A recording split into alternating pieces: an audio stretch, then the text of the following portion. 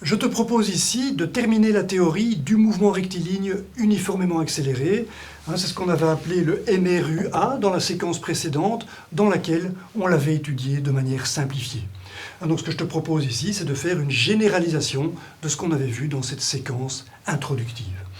Alors, je vais commencer par un rappel de ce qu'on avait vu donc dans cette séquence, et pour ça, comme tu le vois, je dispose ici d'un vaisseau spatial dont les moteurs vont s'allumer à un moment donné, et donc ce vaisseau va effectuer un MRUA. Un MRUA que je vais pouvoir étudier, notamment grâce à ce chronomètre ici, que je vais mettre en route, que je vais déclencher donc au moment de l'allumage des moteurs. Et donc ça va me permettre d'étudier le mouvement, notamment par exemple d'étudier l'évolution de la vitesse au cours du temps. Donc voilà, top chrono, les moteurs s'allument, le chrono est allumé, et je peux maintenant étudier l'évolution de la vitesse au cours du temps. Alors si je fais ça, eh bien je constate que la vitesse évolue de façon linéaire dans le temps, c'est-à-dire que la vitesse est proportionnelle au temps, comme l'indique cette formule ici, avec A qui n'est rien d'autre que l'accélération, qui est donc la pente de ce graphe ici, c'est-à-dire la tangente du petit angle qui apparaît ici.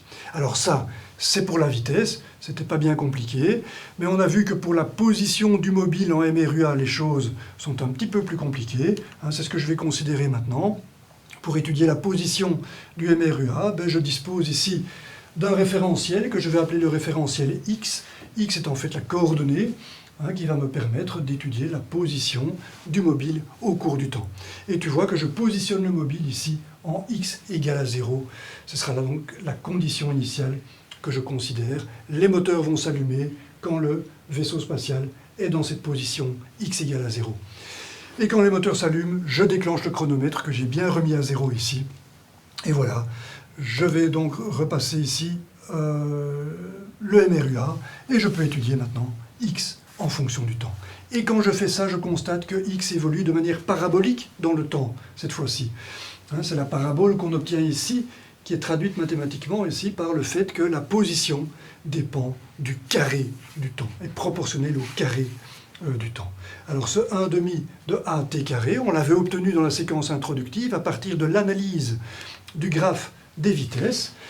Voilà, donc pour un MRU A qui dure un certain temps t, la vitesse a évolué depuis 0 de façon régulière jusqu'à AT, ceci est la traduction graphique de la formule qui est ici. Et pour la position, on a vu que la position du mobile était donnée par l'aire sous le graphe de la vitesse ici, c'est-à-dire l'aire du triangle qui vient d'apparaître ici. L'aire de ce triangle, c'est x de t, c'est en tout cas ce qu'on avait vu. Et l'aire de ce triangle, c'est AT fois t, c'est-à-dire AT carré, mais ça c'est le rectangle bien sûr, AT fois t, c'est-à-dire AT carré, c'est l'aire du rectangle. Je dois diviser cette aire par 2 pour avoir l'aire bleue qui est ici, c'est-à-dire x de t. Et c'est donc bien 1,5 de AT carré que j'obtiens comme ce qui est représenté ici. Voilà, donc ceci signifie qu'au bout du même temps t ici, pour lequel j'ai une vitesse AT, j'ai acquis une distance de déplacement ici qui est 1,5 de AT carré. Ceci est bien la signification de ces deux graphes. C'est donc ce qu'on a obtenu dans la séquence introductive, ce sont les deux formules de base du MRUA. La vitesse du MRUA, c'est A fois T, et la position dans le MRUA, c'est 1,5 de AT carré. Et voilà, donc il se fait que ces formules sont assez limitées, en fait, elles ne tiennent pas compte de toutes les situations physiques possibles dans le MRUA. C'est pourquoi je vais te parler maintenant de la généralisation de ces deux formules. Alors, qu'est-ce que je veux dire par généralisation? C'est tout simplement que je peux considérer un MRUA avec des conditions initiales qui sont différentes. Ici, jusqu'à présent, j'ai considéré que la position initiale, c'était x égale à 0. Je peux très bien considérer que la position initiale, ce n'est pas x égale à 0, mais que c'est x0 ici. Une certaine position, j'ai une certaine distance au départ avant d'avoir l'allumage des moteurs. De même, je peux très bien considérer que je ne mesure pas toujours le temps à partir de 0, mais que je le mesure à partir d'une certaine valeur que j'appelle T0. Je n'ai pas remis mon chronomètre à 0 ici. Et je peux encore généraliser plus, je peux même dire qu'avant d'allumer ces moteurs ici, le vaisseau spatial avait une certaine vitesse que j'appelle donc V0. V0, ce sera la vitesse initiale du vaisseau spatial. Alors V0, tu dois imaginer que le vaisseau spatial a une vitesse V0, il arrive ici en x0, une fois qu'il est en x0, il allume ses moteurs et il commence à MRUA. C'est donc la situation tout à fait générale que je considère ici. Alors je ne vais pas te présenter ces trois généralisations d'un seul coup, je vais procéder par étapes, et je vais considérer ici la généralisation de la vitesse non nulle au départ. Donc pour le moment, je vais considérer que x0 vaut toujours 0, je vais considérer que le mobile part de x égale à 0, et que je mesure toujours le temps à partir du temps t égale à 0. La première généralisation que je fais donc, c'est par rapport à l'existence possible d'une vitesse initiale. Donc voilà, la scène qui va correspondre à ceci est la suivante. Le vaisseau est pour le moment ici vers la gauche, il est en MRU, je dis bien MRU, c'est-à-dire mouvement rectiligne uniforme, sa vitesse ne change pas. Voilà, il arrive, donc il peut se déplacer, ses moteurs ne sont pas allumés, on est bien d'accord que le MRU n'exige pas de force, les moteurs sont donc éteints. Et quand il va arriver ici en x égale à 0, ses moteurs vont s'allumer pour le propulser en MRUA. Donc voilà la scène que je vais maintenant étudier. Une fois qu'il arrive en x égale à 0, les moteurs s'allument et le chrono s'allume. Ça veut dire que la condition initiale, ce sera toujours que la position x au temps t égale à 0, eh bien ce sera 0. Voilà. Alors, dans ces conditions, quelle est l'évolution de la vitesse du mobile et de la position du mobile? Tu es d'accord avec moi que la réponse n'est pas nécessairement immédiate. Ce sont donc ces deux questions que je vais aborder maintenant. Alors, pour aborder ces questions, eh bien, je vais introduire le référentiel du vaisseau. Le référentiel du vaisseau que je vais appeler ici x'. Alors je parle de référentiel du vaisseau, mais je dois bien spécifier qu'il s'agit du référentiel du vaisseau avant qu'il n'allume ses moteurs. Tant qu'il est en MRU, à vitesse V0, je peux effectivement définir un référentiel inertiel dans lequel ce mobile, dans lequel ce vaisseau est au repos. Et je le place en l'occurrence en x' égale à 0. Donc x', c'est tout simplement la position dans ce référentiel dans lequel le mobile ici est au repos initialement, avant qu'il n'allume ses moteurs.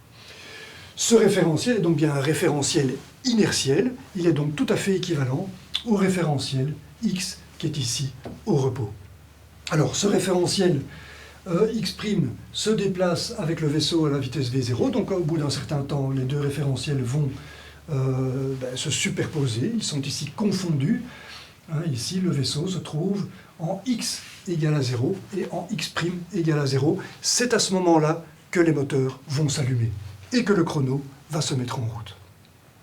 Et une fois que c'est le cas, donc voilà, les moteurs s'allument. Voilà, donc ça c'est vraiment au temps t égale à 0. La vitesse vaut v0 toujours, mais il est clair que ça ne va pas durer. Maintenant que la force est présente, eh bien le mobile va rentrer en MRUA, et il va donc quitter, bien entendu, son référentiel inertiel de départ. Il va être en accélération, et il va donc ne plus avoir cette vitesse V0, qui était la vitesse du référentiel inertiel du vaisseau, donc avant l'allumage des moteurs. Voilà, donc j'espère que tu as bien compris la situation. Je vais ici donc la montrer maintenant en temps réel. Tu vas voir le référentiel x', qui se balade avec le vaisseau avant l'allumage des moteurs. On allume les moteurs et maintenant le vaisseau a quitté son référentiel parce qu'il est rentré en MRUA. Voilà, les conditions initiales. Dans le référentiel X, je pars au temps t égale à 0. En 0, c'est quand le vaisseau était ici qu'il allumait ses moteurs et j'ai allumé le chronomètre. Même chose, je suis parti en x' égale à 0, bien entendu, puisqu'il était positionné en x' égale à 0 au moment de l'allumage des moteurs, et j'ai donc bien x' de 0 qui vaut 0. Pour les vitesses, dans le référentiel X, j'avais une vitesse initiale V0, dans le référentiel x', je n'avais pas de vitesse, bien entendu, le vaisseau est au repos dans son propre référentiel. Voilà, alors je vais maintenant étudier la même scène, mais vue du référentiel inertiel du vaisseau spatial. Donc tout se passe maintenant comme si la caméra ici suivait le vaisseau dans son mouvement. Donc ça n'a l'air de rien ici, mais ce vaisseau est en train de bouger à la vitesse v0 dans le référentiel x qui est en train de se rapprocher ici progressivement. Le voilà qu'il va arriver. Dès que le vaisseau arrive en x égale à 0 ici, il déclenche ses moteurs, le chronomètre est déclenché et on étudie le mouvement. C'est donc bien ça que je te propose de faire, mais tu remarqueras ici que ce référentiel est un référentiel inertiel, il peut être considéré comme un référentiel au repos, et on vient de voir ici un MRUA à partir de conditions initiales toutes simples en x', par rapport au référentiel x', on est bien parti de x' égale à 0 avec une vitesse nulle. On a bien le MRUA qu'on a étudié dans la séquence introductive, position nulle, vitesse nulle, c'est tout simple, on peut tout de suite utiliser les formules de base du MRUA. 1 demi de AT carré pour la position x', fais attention, je suis bien dans le référentiel de départ du vaisseau, avant qu'il n'allume ses moteurs. Ici, il a allumé ses moteurs, et il effectue donc un MRUA à partir d'une vitesse nulle, d'une position nulle, ce sera bien 1 demi de AT carré. Et ici, la vitesse, ce sera forcément AT, c'est la formule du MRUA pour un vaisseau en accélération A, pour un mobile en accélération A. Voilà, alors je vais faire une petite représentation. Ici, je vais représenter une photographie du vaisseau au temps t, pour bien spécifier ce que je vois ici. V', c'est bien, qui vaut AT, donc c'est bien la vitesse du vaisseau dans son référentiel x'. C'est bien la signification du prime qui est ici. Ok, alors x', que représente x'? Puisque je suis parti ici de x' égale à 0, x', dans le référentiel x', représente tout simplement ici la distance parcourue depuis le temps t égale à 0 jusqu'au temps t. C'est donc bien 1 demi de AT carré que je retrouve ici. Le MRUA a une durée de t, et donc la distance acquise depuis 0, c'est bien 1 demi de AT carré.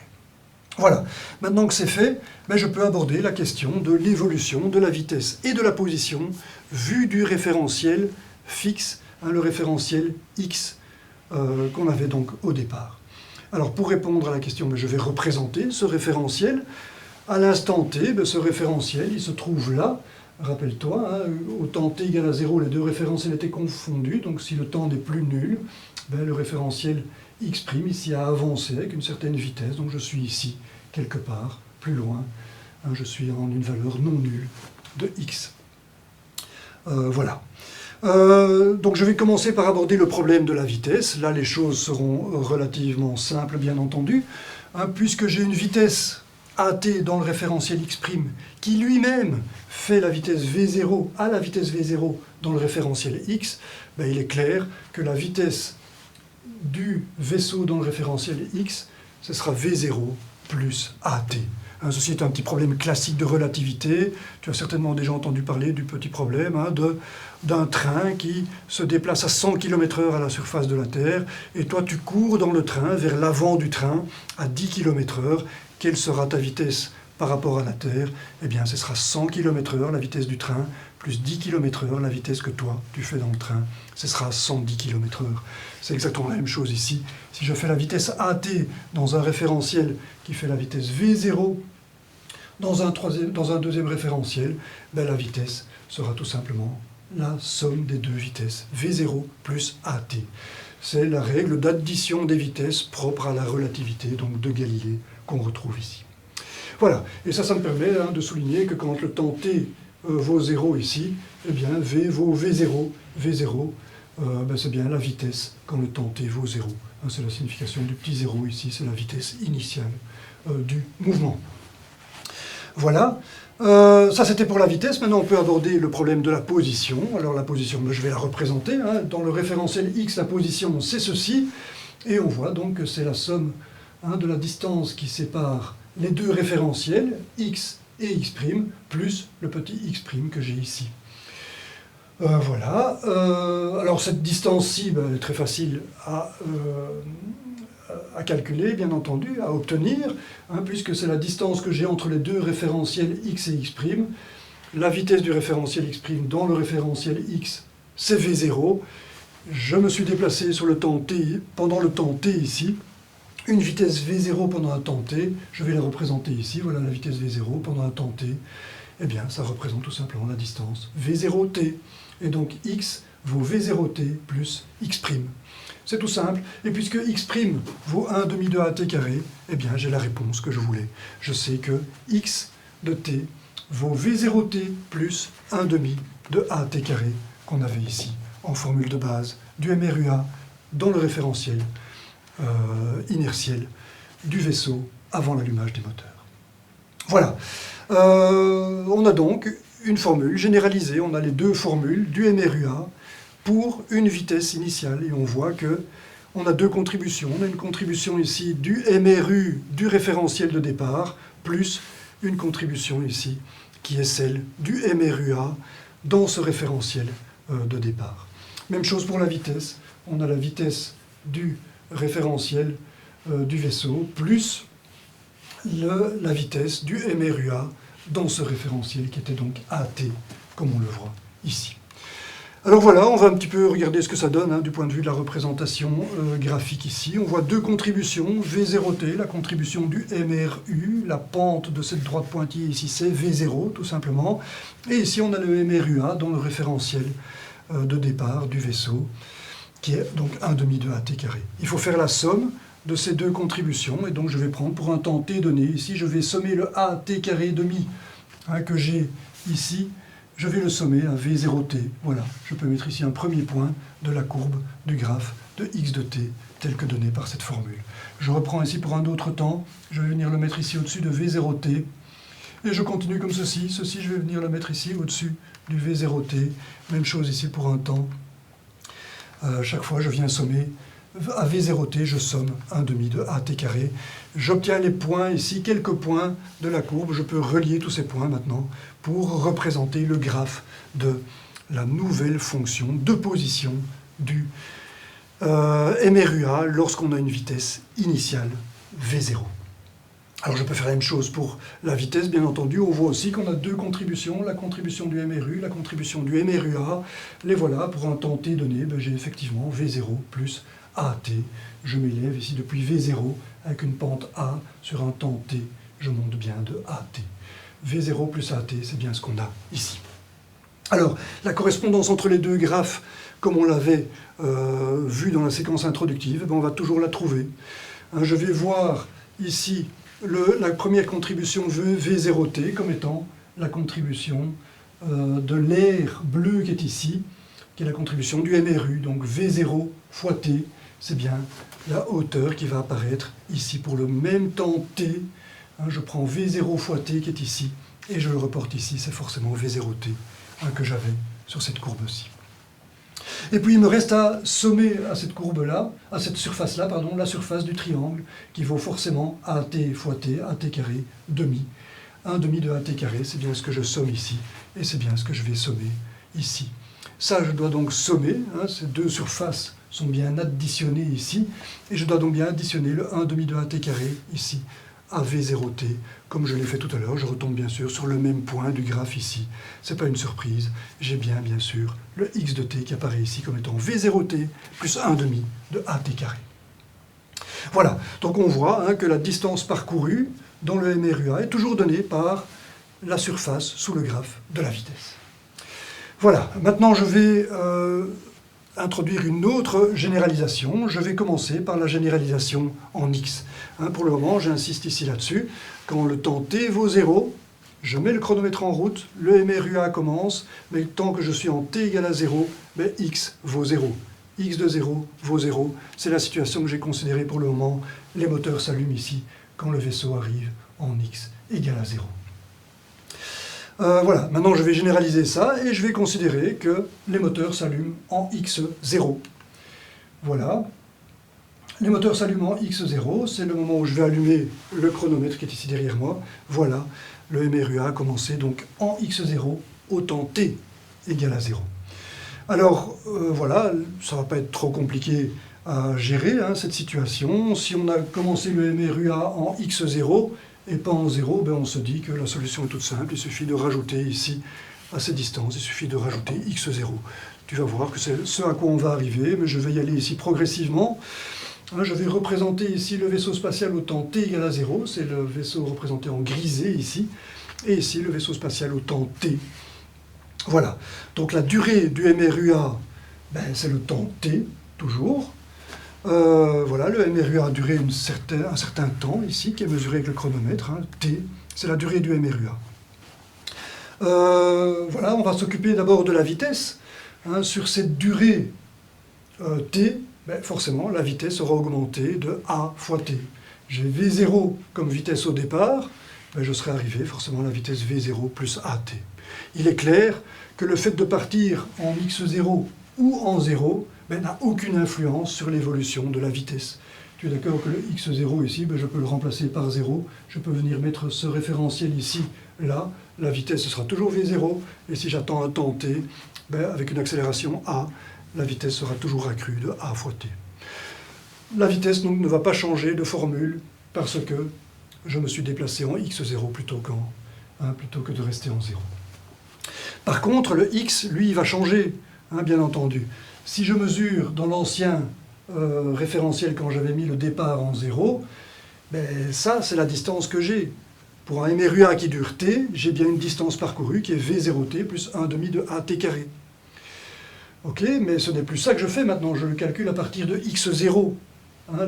La distance parcourue, ça veut dire que cette distance-là, ce n'est pas x, comme c'est indiqué ici, mais c'est x moins x0, c'est ça la différence. Donc je vais tout simplement écrire à la place de x ici, je vais mettre x de t moins x0. X de t, la position au temps t du vaisseau spatial, moins la coordonnée x0, c'est bien la distance que j'ai effectuée sur un MRU qui a duré un temps t avec l'accélération a. Voilà. Alors, je peux bien sûr voir cette formule autrement en mettant x0 de l'autre côté ici, c'est ce que je vais faire apparaître d'ailleurs ici graphiquement. x0, c'est la position ici, donc c'est bien la distance que j'ai entre 0 et x0, c'est la distance qui est ici. Et on voit que x, qui est la position dans le référentiel x, ce sera bien x0 plus v0t plus 1/2 de at carré. Et voilà, ça correspond tout simplement à mettre le x0 dans l'autre membre. Quand il passe dans l'autre membre, il va apparaître qu'un signe plus, bien entendu, voilà qui est fait. J'ai x0 plus v0t plus 1/2 de at carré. C'est bien ce qui est ici, x0 plus v0t plus 1/2 de at carré. Voilà, donc c'est la nouvelle formule, on a changé de formule parce que maintenant on part du temps t égale à 0 de x0. Quand le temps t vaut 0, quand le temps t vaut 0, je suis bien en x0. Voilà, donc cette généralisation aussi était relativement simple. Je peux maintenant considérer la dernière généralisation qui est celle que j'ai quand je considère la mesure du temps à partir d'un temps non nul que je vais appeler t0. Donc cette fois-ci, le vaisseau va allumer ses moteurs à partir du temps t0. Je ne remets pas le chrono en 0. Et maintenant, il tourne à partir de t0. Voilà, je vais de nouveau représenter deux instantanés de la scène qu'on vient de voir. Ce qui se passe au temps t0, c'est le vaisseau grisé ici, et le temps t ici. Alors on va commencer par s'occuper de la vitesse. Au temps t0, la vitesse, c'était la vitesse initiale, v0. Et maintenant, je suis au temps t. On est bien d'accord que le MRUA a eu une durée qui n'est pas t, mais qui est t moins t0. Elle est indiquée ici sur le chronomètre. Si j'ai mesuré le temps à partir de t0, tu admettras que si j'ai arrêté le chrono ici, c'est la situation de la photo que j'ai ici, le MRUA a duré le temps t moins t0. Et donc la vitesse ne se sera pas accrue de at, mais forcément de at moins t0. Ceci, c'était bien la durée du MRU avant, quand je mesurais le temps à partir de 0. Et maintenant, je ne le mesure plus à partir de 0. C'est à partir de t0 que je le mesure. La durée du MRU, c'est bien t moins t0. Et donc la vitesse s'est accrue de a t moins t0. Et donc je dois changer la formule cette fois-ci. Voilà qui est fait. Voilà, alors maintenant, pour la position, ce sera la même chose. Pour la position, donc c'est cette distance-ci, ce sera x0 plus cette distance-ci. Alors cette distance-ci, on sait qu'elle est représentée par v0t plus 1/2 de at carré à partir du moment où si j'avais remis mon chronomètre à 0 et que j'arrive au temps t, la distance parcourue, ce sera bien v0t plus 1/2 de at carré. Mais maintenant, ce n'est plus le temps t que j'ai, c'est bien le temps t moins t0. La durée du MRUA, ce n'est plus t, c'est t moins t0. Et donc je vais changer la durée t ici par la durée t moins t0, à la fois dans ce terme-là et ce terme-là. Voilà qui est fait. Et je vois maintenant que la position du mobile du MRUA, donc, ce sera tout simplement x0, la position de départ, plus la contribution du MRU, plus la contribution du MRUA. Et c'est donc ce que je vais changer ici. Ce sera t moins t0 à la place de t, et t moins t0 au carré à la place de t carré. Voilà qui est fait. Et bien sûr, je dois corriger ici. Pour t qui vaut t0, j'aurai bien ici x de t0 qui vaut x0. On est bien d'accord. Donc, ici, je vais avoir les deux formules du MRUA, donc généralisées, la formule du MRUA pour la position et la formule du MRUA pour la vitesse. Ceci sont deux formules tout à fait généralisées. On ne peut pas les généraliser plus. J'ai tenu compte d'une position initiale non nulle, j'ai tenu compte d'une vitesse initiale non nulle et d'un temps, pour mesurer le temps, donc un temps initial non nul. Voilà, donc ces deux formules contiennent deux types de paramètres. Il y a l'accélération qui est propre au MRU, elle va dépendre de la force que subit le mobile, c'est le A qui est ici. Et puis on a deux autres paramètres, x0 et v0, qui sont, eux, ce qu'on appelle donc les conditions initiales. Le x0, c'est tout simplement la position que j'avais au temps t0 quand j'ai commencé à mesurer le MRUA. Au temps t0, j'ai effectivement tout ceci qui est nul et je vois que x de t0 vaut bien x0. Alors c'est la situation qui est représentée ici. Au temps t égale t0, c'est le temps de référence ici. J'étais à la position x0 et j'avais une certaine vitesse v0. v0, effectivement, on voit qu'au temps t qui vaut t0, ceci s'annule. Je vois bien que j'ai la vitesse v0 qui apparaît. Voilà. Donc ici, on a vraiment la forme la plus généralisée. En général, on fait plus simple que ça. On tient toujours compte du fait que le temps t0 ici est nul. Il est très rare de voir un problème résolu avec un temps t0 non nul. Donc je répète ici la formule qui est peut-être la plus intéressante à retenir. La position du MRUA, du mobile en MRUA, est donnée par la position initiale plus la distance parcourue dans le MRU du référentiel initial du mobile, plus ici la contribution du MRUA dans le référentiel du mobile. Même chose pour la vitesse, on a la vitesse initiale plus l'accroissement de vitesse dans le référentiel initial se propageant donc à la vitesse V0. Voilà, on va terminer avec la correspondance graphique, avec la représentation graphique. Ici, j'ai repris ce à quoi on était arrivé tout à l'heure, quand on partait d'une position nulle. Ce n'est plus le cas maintenant. Ça correspondrait donc à un x0 qui vaut 0. En toute généralité, bien sûr, le x0 est non nul. C'est ce qui est représenté en tout cas par cette formule. Et donc, il faut rajouter une contribution ici. C'est bien x0 plus v0t plus 1 demi de at carré qu'on a pour la position du mobile au cours du temps. Alors, juste une remarque par rapport au graphe des vitesses. On voit que la position n'est plus donnée par la surface sous le graphe de la vitesse. Effectivement, la surface sous le graphe de la vitesse, c'est v0t plus 1 demi de at carré. C'est juste cette contribution-ci. C'est-à-dire que c'est la distance parcourue depuis le point de départ. Rappelle-toi que le point de départ, ce n'est plus 0, c'est x0. Et donc l'air sous la surface sous le graphe de la vitesse, représentera la distance parcourue et non plus la position elle-même. C'est une petite nuance qu'il faut malgré tout avoir à l'esprit.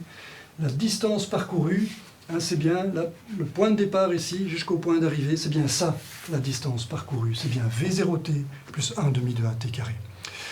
Voilà, si tu as bien compris ça, tu n'auras pas de problème. Tu pourras maintenant aborder tous les problèmes de MRUA et les résoudre à partir du moment où tu pourras traiter les mathématiques qui sont ici impliquées dans les formules du MRUA.